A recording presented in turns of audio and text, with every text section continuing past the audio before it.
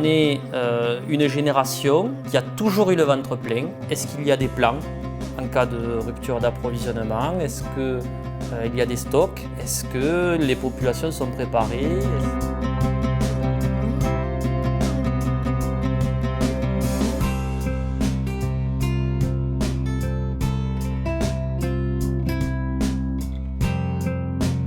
Bonjour, je m'appelle Stéphane, je suis conseiller en développement local dans une collectivité locale.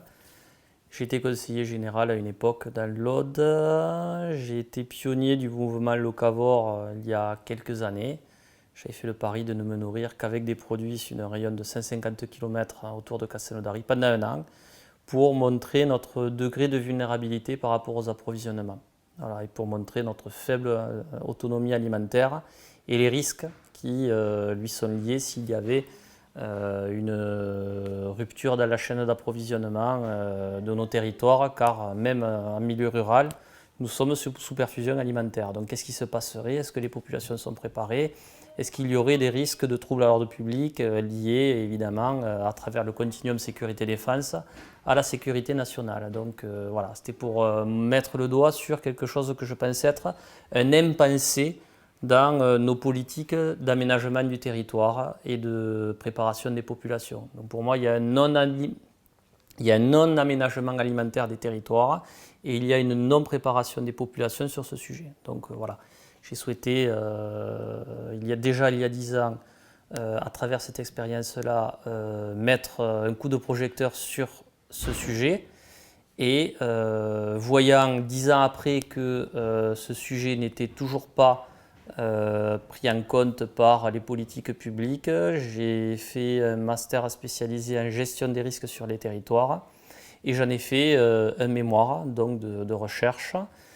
J'ai souhaité être encadré par un colonel de l'armée et un géographe pour voilà, encadrer ma démarche, donc une démarche scientifique.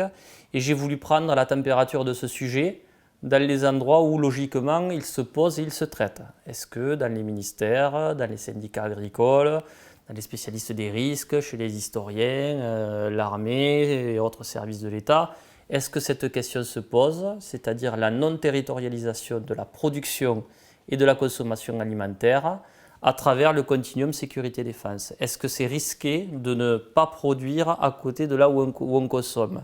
Est-ce que c'est risqué de dépendre de perfusion alimentaire, c'est-à-dire les balais de la grande distribution à travers les camions? Et est-ce qu'il y a des plans en cas de rupture d'approvisionnement? Est-ce qu'il y a des stocks? Est-ce que les populations sont préparées? Est-ce qu'on en parle aux producteurs de l'énergie alimentaire, c'est-à-dire de nourriture? Est-ce qu'on en parle aux collectivités locales? Est-ce que le débat est mis sur la table? Est-ce que les consommateurs sont informés dans leurs actes d'achat? Est-ce que les consommateurs sont informés et sont conscients que lorsqu'ils achètent loin, des produits venant de loin, ils fabriquent de l'insécurité localement? Est-ce que tout ça c'est pensé? Donc voilà, donc j'ai fait cette enquête que j'ai présentée sous la forme d'un mémoire. Et bon, on m'a fortement encouragé à le publier sous forme de livre, donc intitulé Résilience alimentaire et sécurité nationale. Résilience alimentaire, c'est pour un territoire, c'est sa capacité à tenir le choc en cas de grosses perturbations. Ça peut être un mouvement social, ça peut être un accident climatique évidemment, mais ça peut être aussi une rupture dans les approvisionnements. Est-ce que avec ce qu'il produit localement, avec ce qu'il stocke localement, est-ce qu'un territoire est capable, sans rentrer dans un mode panique, est-ce qu'il peut tenir ne serait-ce que quelques jours tranquillement, sans perturbation? En fait, il faut remonter quand même, faut revenir aux fondamentaux, comme on dit souvent au rugby. On a commencé, nous les êtres humains, par courir après la nourriture. Lorsqu'on était chasseurs-cueilleurs, on était nomades et on courait après les végétaux qui poussaient suivant la saisonnalité, suivant aussi les animaux sauvages qui migraient. Ensuite, on s'est posé, on a fait pousser la nourriture autour de nous. Pousser, on a fait de l'élevage et on a produit, on a domestiqué des céréales. Donc c'est moins 10 000, moins 12 000 ans. C'est là qu'on a inventé l'agriculture, donc le néolithique. Donc on l'a produite autour de nous. Ensuite, pour sécuriser des stocks et se regrouper, bon, on s'est regroupé en communauté, donc les villages. Et là, c'est là qu'on a transformé en gros l'espace en territoire. Et c'est là où les communautés ont aménagé le territoire autour d'eux pour organiser leur subsistance. Et c'est là aussi qu'a été grandement inventée la politique. C'est aussi l'affectation du foncier pour de la survie. Et maintenant, c'est la nourriture qui vient à nous, sans que l'on s'intéresse au comment et pour combien de temps et jusqu'à quand. Donc en fait voilà, après avoir couru après l'avoir fait pousser autour, après l'avoir fait pousser et stocker autour, maintenant c'est elle qui vient à nous. Et lorsqu'on s'intéresse un peu à ce sur quoi était basée la légitimité politique des ancêtres des maires, c'est-à-dire les consuls par exemple au Moyen-Âge dans nos sociétés méridionales, elle était basée, cette légitimité politique, sur l'exécution de 4 sécurités. Et la sécurité extérieure, lutter contre les brigands de l'extérieur, donc il fallait ériger et entretenir les remparts. La sécurité sanitaire, il fallait lutter contre les épidémies, lutter contre aussi, mettre en place l'assainissement collectif, lutter contre les épidémies, tout ça, donc sécurité sanitaire. Ensuite, il y avait une partie de la sécurité intérieure, lutter contre les brigandages, lutter contre... également mettre en place une forme de justice aussi locale, donc c'était la sécurité intérieure. Il y avait une 4e sécurité, c'était la sécurité alimentaire. Il fallait que, quoi qu'il arrive, il y ait assez de nourriture dans l'enceinte de la ville. C'est pour ça qu'avait été créée la police des grains et la police de la viande. Et il y avait des stocks. Et donc il y avait aussi donc autour de la ville le foncier nourricier, qui était nourricier, il n'était pas fait pour faire pousser des lotissements maintenant ou des campings ou des projets comme Europa City. Le foncier était directement relié à la notion de subsistance. Donc c'était du foncier qui avait une fonction stratégique. Donc en fait, il y avait une sécurité collective. Donc, police des grains, police de la viande, c'était réglementé et c'était quelque part fléché, la production pour la consommation locale, qui se rajoutait à une sécurité individuelle. Chacun avait un peu de quoi faire, voilà, un jardin, un peu de stock et compagnie. Bon, ça n'empêchait pas des famines, mais au moins il y avait une base qui permettait de sauver les meubles. Et cette fonction de politique, de nourrir les populations localement, ou du moins de créer un maximum de conditions favorables à la bonne exécution de cette responsabilité-là, petit à petit est sortie du champ politique pour être maintenant indirectement assumée par des acteurs privés que sont messieurs Leclerc, Carrefour et compagnie, qui n'ont que même pas 2 jours de stock sans panique, et même en milieu rural.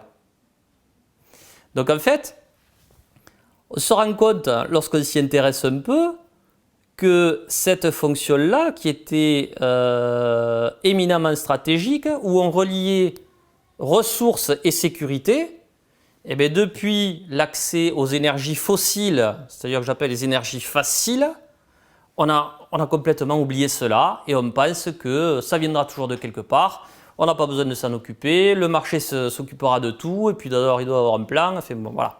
Ce qui est complètement faux. Et j'avais fait intervenir un historien du Moyen-Âge, un historien des révoltes frumentaires, qui a retrouvé dans les archives municipales de Narbonne un arrêté municipal de 1720 à peu près, qui stipulait que sur certaines parcelles, il était interdit de planter de la vigne. Pourquoi ? Parce qu'il fallait que ça reste toujours en grain. Et pourquoi ?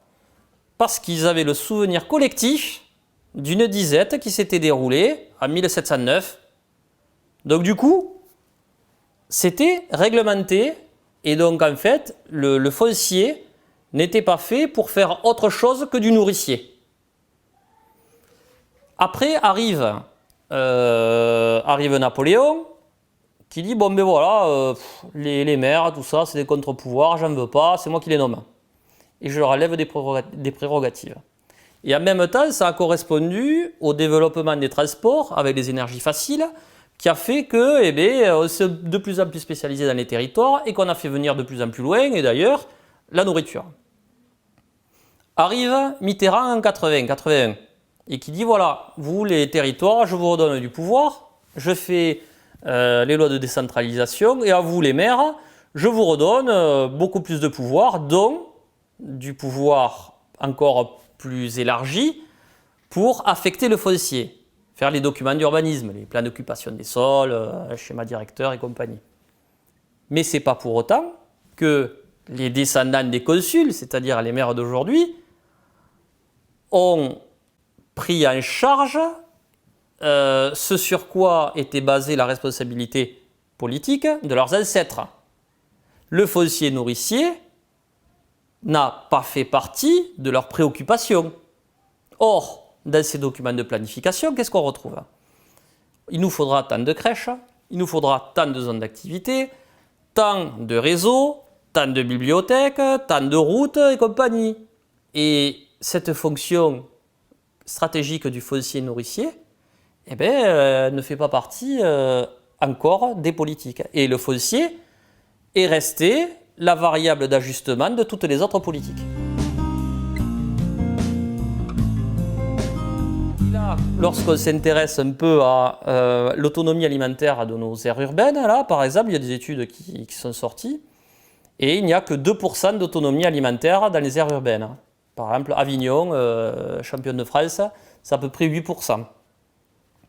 Les autres, c'est même pas 2%. Donc ça veut dire que tout le reste, ça vient des camions. Et lorsqu'on sait que, même en milieu rural, on a à peu près les mêmes modes de consommation, les mêmes habitudes, on se fournit dans les mêmes endroits, qu'est-ce qui se passerait si, par exemple, il y avait un problème, une cyberattaque, par exemple, sur la chaîne logistique, une pandémie grippale, par exemple, de niveau 6, je crois, ou même les transports ont interdiction de bouger? Qu'est-ce qui se passerait pour des territoires ruraux qui ne produisent plus leur nourriture et des zones urbaines qui, ça fait belle lurette qu'elles ne la produisent plus? Qu'est-ce qui se passerait? Donc on ne produit plus en tant qu'individu notre nourriture. On ne la stocke plus. Et on cuisine quasiment plus non plus. Il n'y a quasiment plus d'infrastructures nourricières, ce que j'appelle les infrastructures nourricières, c'est-à-dire nos paysans autour de nos lieux de consommation. On a, à travers l'aménagement du territoire, dit il nous faut tant de routes, des réseaux d'adduction d'eau, des transports, maintenant le haut débit, certaines autoroutes et compagnie, c'est que des infrastructures, du rail et compagnie. Mais les infrastructures nourricières, pourtant c'est quand même la base de la pyramide de Maslow. Bizarrement, les infrastructures nourricières ne font pas partie des politiques d'aménagement du territoire. Et la vulnérabilité alimentaire ne fait pas non plus partie des politiques mises en œuvre par le gouvernement, que ce soit celui-là ou ceux d'avant, c'est pareil. On a la loi de modernisation de sécurité civile qui n'en parle pas, alors que pourtant il y a tout un nombre de risques qui sont listés. Le risque de la vulnérabilité alimentaire n'est pas là. Dans la loi agriculture et alimentation qui a été votée il n'y a pas longtemps, la vulnérabilité alimentaire, on ne la voit pas non plus. Dans la loi de programmation militaire, non plus. Pourtant, l'alimentation fait partie d'un des 12 secteurs d'activité d'importance vitale, mais pas au niveau de la production. C'est-à-dire que le foncier nourricier, les paysans et les exploitations agricoles ne sont ni des points d'importance vitale, ni des opérateurs d'importance vitale. Pourtant, l'alimentation est bien un bien qui est vital pour la vie de la population et donc d'une nation.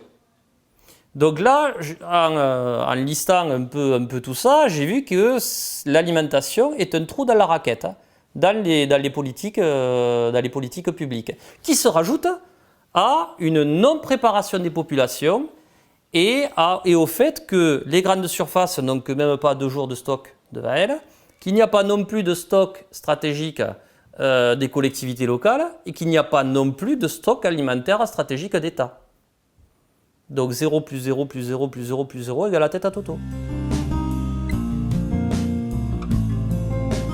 Il n'y a qu'à voir la Réunion. Hein. La Réunion, avec les blocages des Gilets jaunes en mois de novembre, en quelques jours, le gouvernement a capitulé. Parce que les effets étaient immédiats. Des territoires sous perfusion, vous leur enlevez la perfusion, hein. Qu'est-ce qui se passe? Le bordel. Les gens n'avaient quasiment plus rien à manger. Donc du coup, il y avait des émeutes. Là, par exemple, il y avait eu des blocages autour de Toulouse. Il y avait une supérette en milieu rural. Donc milieu rural où normalement on produit de la nourriture. Il y avait des champs autour qui étaient cultivés en blé. Le blé, ça fait longtemps qu'il n'était plus là, hein, puisqu'il est exporté sur les cours mondiaux. Et la supérette, elle était vide, tout simplement parce qu'elle se faisait alimenter par des camions, mais qui étaient bloqués à partir d'un entrepôt à 100 km.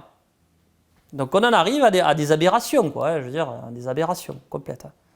Donc quelque part, le bon sens a été perdu et il faudrait peut-être revenir à un certain bon sens et de limiter certains accords de libre-échange et quelque part les encadrer avec la notion de bon sens et de prudence. Pour moi, ultralibéralisme sur des biens communs, ce n'est pas compatible avec des politiques de gestion des risques. Donc, pour moi, l'ultralibéralisme, et justement, je pense que ça pourrait parler aux théoriciens de l'économie ultralibérale, justement, on va parler régalien. La sécurité, c'est du régalien.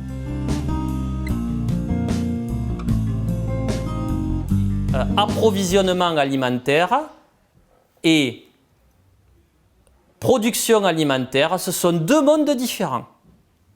2 mondes qui ne se parlent quasiment pas.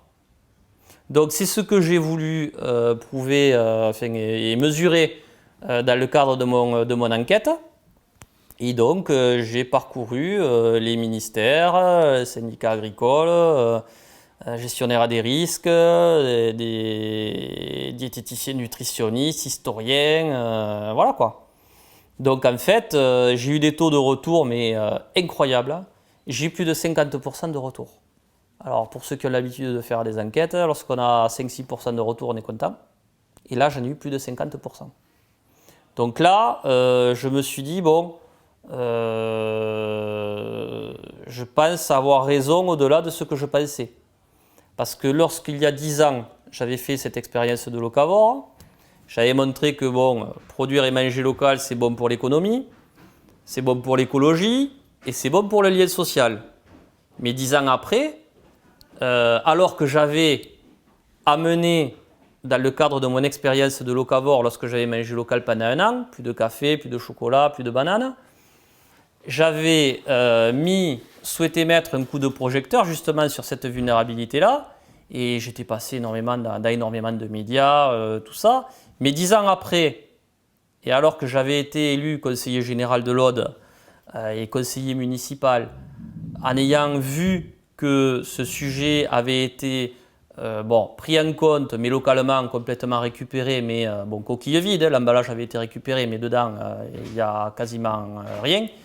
Mais l'aspect risque et l'aspect vulnérabilité, l'aspect ordre public et sécurité nationale, je me suis rendu compte qu'au niveau national, on n'en parlait pas. Donc je me suis dit, est-ce que 10 ans après, ce sujet a été ne serait-ce que été caressé par les autorités et les personnes qui sont censées y réfléchir. Donc c'est en fait pour mettre des mots sur la chose, pour nommer les choses et poser le sujet, que j'ai fait cette enquête, mais complètement constructive et sans viser des têtes, sans même avoir l'envie d'en couper. Et j'ai publié ces résultats avec l'accord de toutes les personnes qui ont répondu à mon questionnaire et avec leur accord. Donc en fait, je n'ai publié que les écrits qu'ils m'ont renvoyés, quoi, et tous assument ce qu'ils ont écrit. Il ressort que en fait que ce sujet est complètement, n'est pas pris en compte, et notamment j'ai interrogé un général de gendarmerie à la retraite qui très clairement assume ce qu'il a dit, écrit. Que, en fait, en cas de rupture des approvisionnements, en cas de blocage ou autre, étant donné qu'on ne produit pas à côté de chez soi, que les populations ne sont pas préparées, qu'elles ne stockent pas, qu'elles ne produisent pas non plus elles-mêmes leur nourriture, et qu'il n'y a pas de stock public non plus et tout ça, eh bien, il y aurait des émeutes, évidemment, et que les forces de sécurité seraient rapidement débordées. Donc on n'est pas dans le cadre d'un plan Orsec. Un plan Orsec, ça marche bien, mais lorsque le problème est localisé et limité dans le temps. Or là, si on a une crise systémique, les forces de sécurité intérieure seraient obligées d'essayer de maintenir l'ordre, le désordre, lutter contre un désordre provoqué par le fait que les gens n'ont rien à manger, tout simplement parce qu'ils ne produisent plus leur nourriture, qu'il n'y a pas de stock et qu'il n'y a pas de paysans assez nombreux autour. C'est ça le truc. Donc, très clairement, à travers le continuum sécurité-défense, c'est-à-dire la police municipale, la police nationale, la gendarmerie, tout ça, il serait débordé. Il ferait appel à une partie de l'armée. Et donc du coup, ça affaiblirait la sécurité nationale.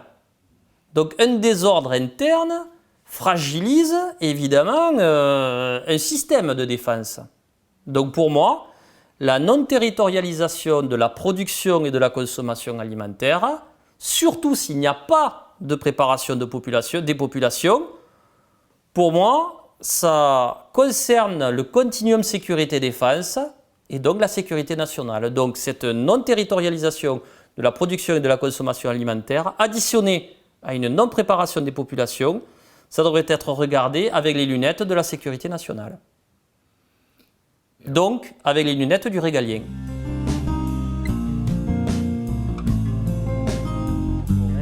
Déjà, j'ai fait un énorme travail pour démontrer que c'est un sujet. Déjà, c'est déjà énorme. Mais j'ai quand même dégagé quelques pistes.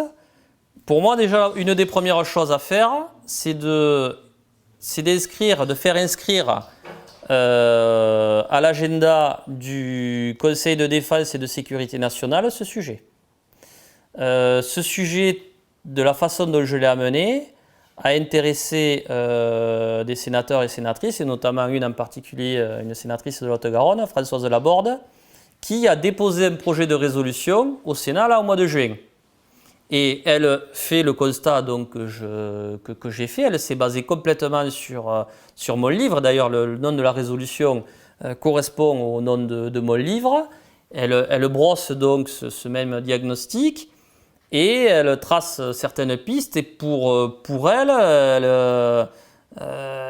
c'est une question de sécurité nationale également. La non-résilience alimentaire de nos territoires devrait également être lue avec les lunettes de la sécurité nationale. Donc, prise en charge, préparation des populations et enrichir la loi de programmation militaire de ces aspects-là et de considérer l'alimentation dans tout son spectre et de considérer le foncier nourricier, les paysans ainsi que les fermes et les outils de transformation comme stratégiques pour la nation.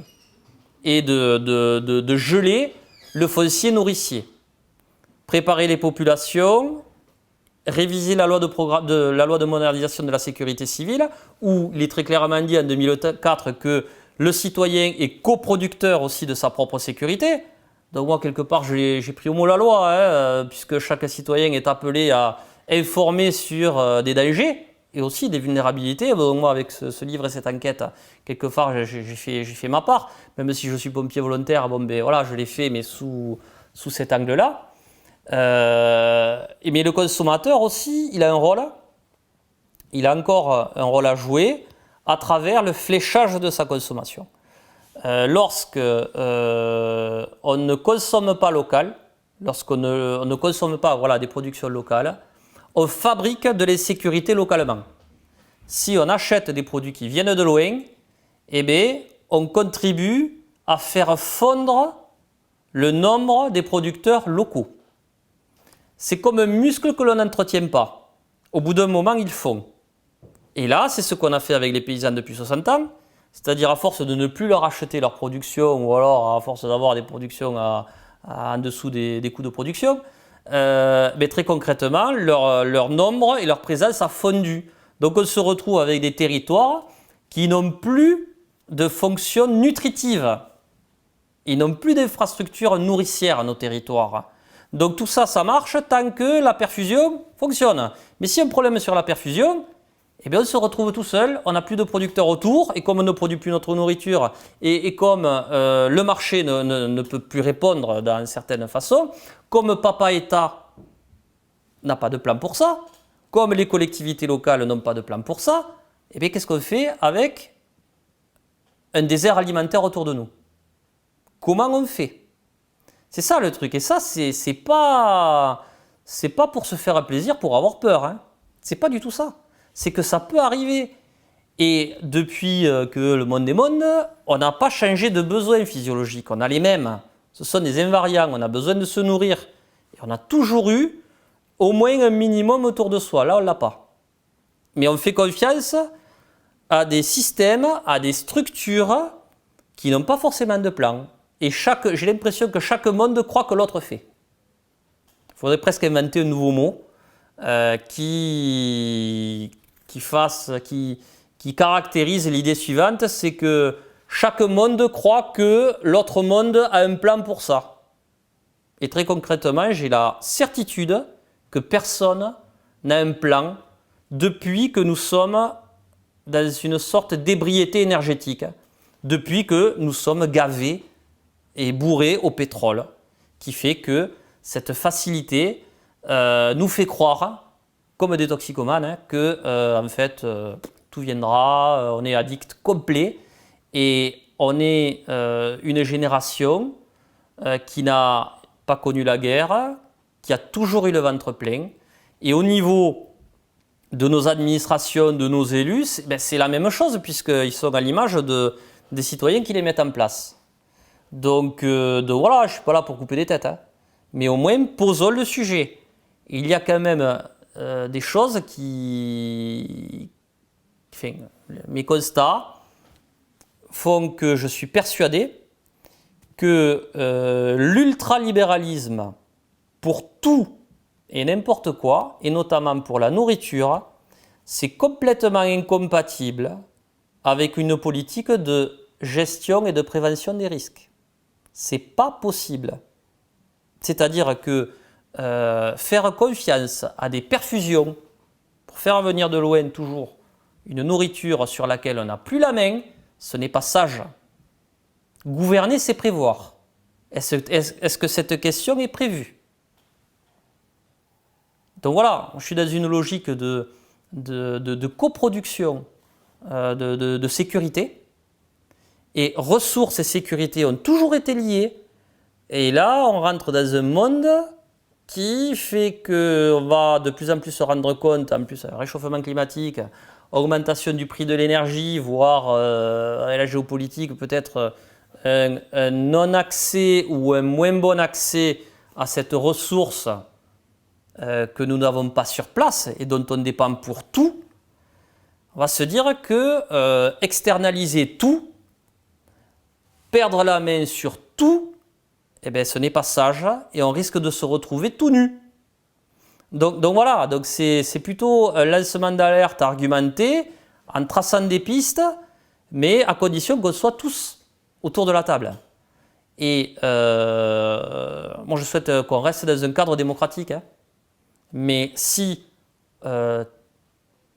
alors qu'on est encore en démocratie, alors que nous avons le ventre plein, alors que tout va bien encore pour nous, si on n'est pas capable de poser le sujet comme ça et de dire ce à quoi on tient si jamais il y a des problèmes qui se passent, et bien là on risque d'avoir un mode de gouvernance assez autoritaire.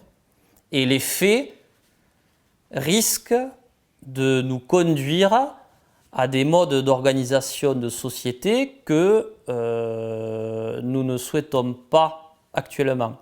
Mais si on continue à rester dans notre ébriété énergétique et dans notre confiance aveugle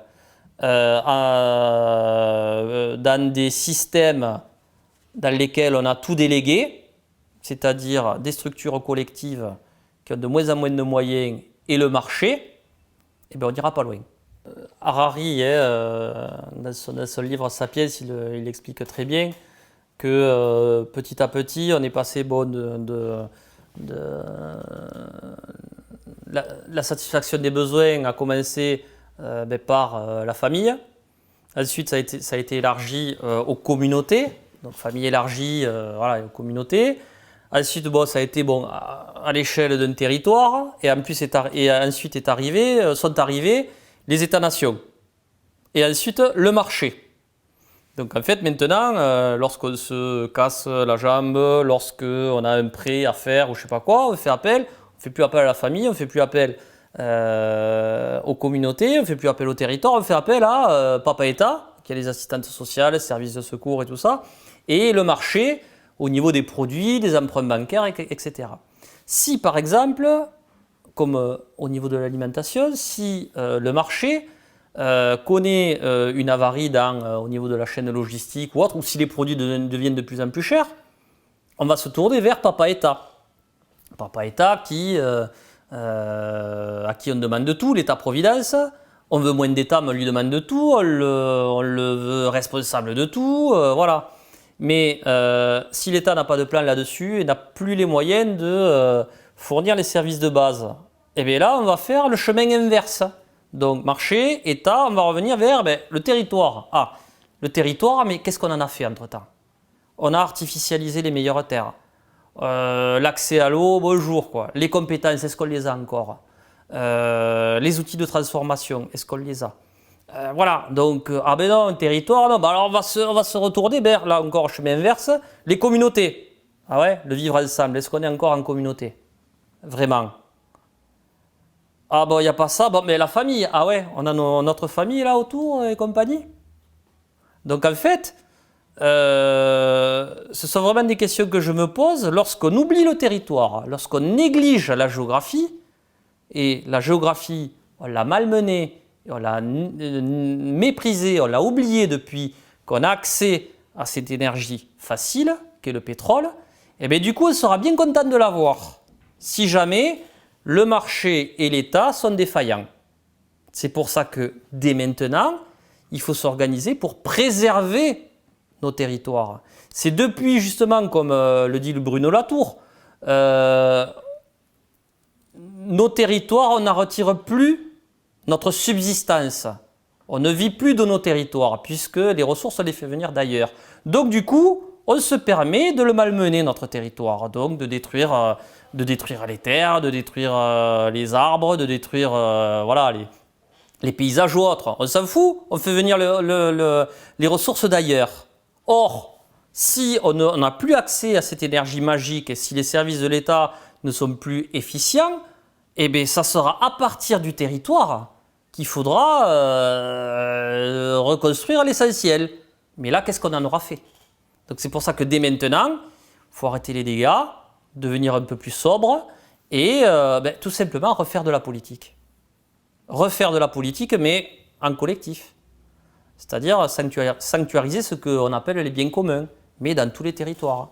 Et fabriquer de la résilience partout. Je ne suis pas pour l'autarcie. Je ne suis pas un kolkhozien non plus. Par contre, je suis pour une articulation entre un État capable de maintenir des infrastructures pour lesquelles il faut du collectif, entretenir les centrales nucléaires, qu'on soit pour ou contre le nucléaire, il va falloir être capable de les entretenir. Et ce n'est pas des micro-sociétés un peu partout localement qui seront capables d'entretenir des centrales nucléaires qui risquent de nous péter à la gueule. Il faudra toujours un collectif assez puissant pour payer des ingénieurs et des techniciens et les maintenir sur place. Pour nous défendre également collectivement. Mais la mise en œuvre de la résilience, il faut qu'elle soit un peu partout. Donc c'est un mélange, donc c'est une approche girondine, libérale dans le sens politique, pas l'ultralibéral au niveau économique et financier, non, mais libérale dans le sens que les acteurs locaux doivent être capables de s'organiser eux-mêmes, mais avec une solidarité territoriale. Donc il y a, à mon avis, une articulation nouvelle et urgente à penser et à mettre en œuvre. C'est un État pour ce qui est important, à maintenir collectivement, c'est-à-dire gérer des infrastructures qui nous dépassent maintenant, et la fabrication de la résilience au niveau local, et laisser aux acteurs locaux les moyens de fabriquer de la résilience. Voilà un peu dans l'idéal ce qui pourrait arriver, à mon avis, de bien pour préparer les temps qui viennent. Et je n'ai aucun scrupule à parler librement de sécurité, parce que la sécurité, ça concerne tout le monde, et la résilience alimentaire également, ça concerne tout le monde. Et plus on est résilient, moins il y aura de désordre.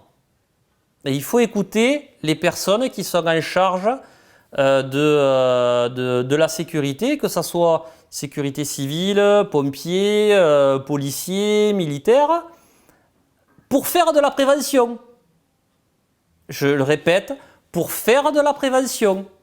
Pour éviter qu'il y ait des problèmes, il faut écouter les personnes qui savent comment ça marche, comment ça fonctionne et comment on en arrive à avoir des problèmes. Voilà, c'est tout simplement la piste que j'ai commencé à creuser et que je souhaiterais qu'on creuse à encore plus de personnes.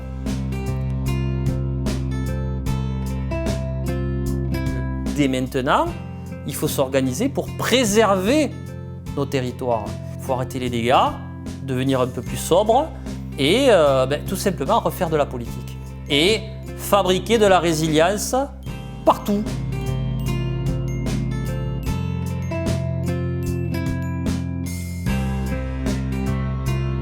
Et maintenant, à vous de jouer!